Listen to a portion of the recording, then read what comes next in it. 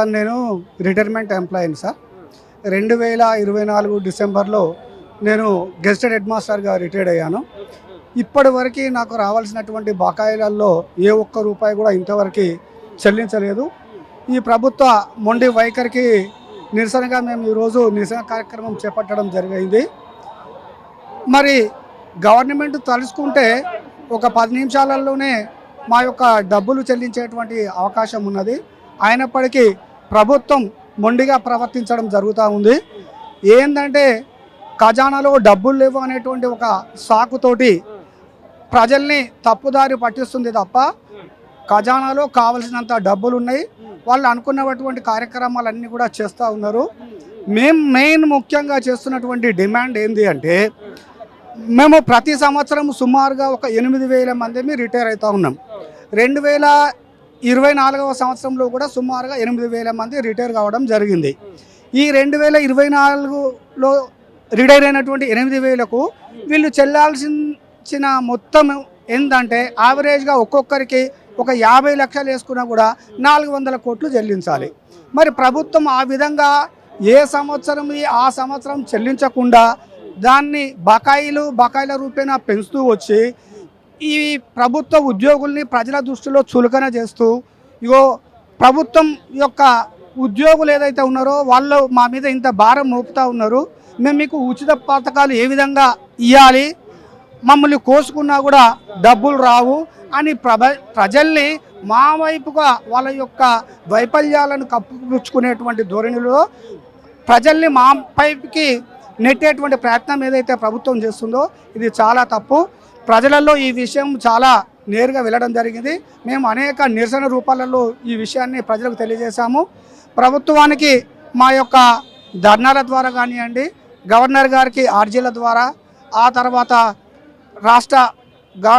రాష్ట్రపతి గారికి, chief justice of India గారికి, అదేవిధంగా బట్టి విక్రమార్క గారికి, మా జిల్లాలో ఉండేటువంటి మంత్రులకు అందరికీ కూడా మేము మెమోరాండాలు ఇవ్వడం జరిగింది. అదేవిధంగా ఇంకా మేము పలు సూచనలు కూడా చేశాము. గవర్నమెంట్ తరఫు నుంచి ఒక్క రూపాయి కూడా వాళ్ళు చెల్లించాల్సిన అవసరం లేకుండా మేము సుమారుగా 2024 నుంచి ఎప్పుడైతే రిటైర్మెంట్ స్టార్ట్ అయినాయో అప్పటి నుంచి ఇప్పటి వరకు ఒక 25,000 మంది రిటైర్ కావడం జరిగింది.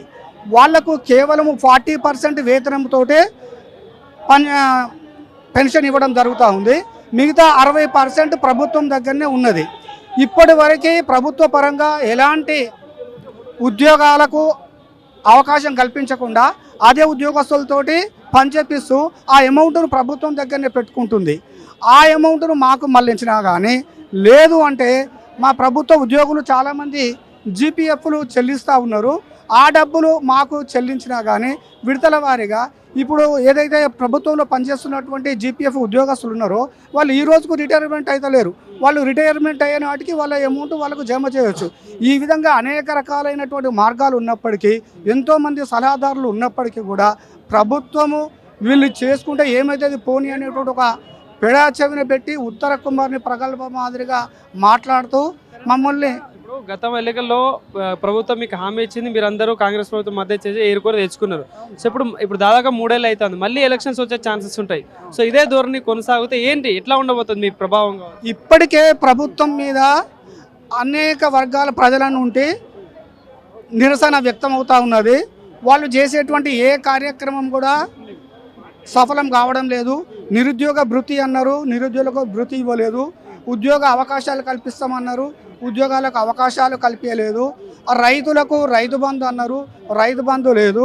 ఆ తర్వాత ఉద్యోగస్తులకు 5 డిఏలు పెండింగ్ ఉన్నాయి, ఇప్పుడు 6వ డిఏ కూడా నడుస్తూ ఉన్నది. రిటైర్మెంట్ బకాయిలు అదేవిధంగా ఉన్నాయి, ఏ ఒక్కరు కూడా చెల్లించినటువంటి పాపాన పోలేదు.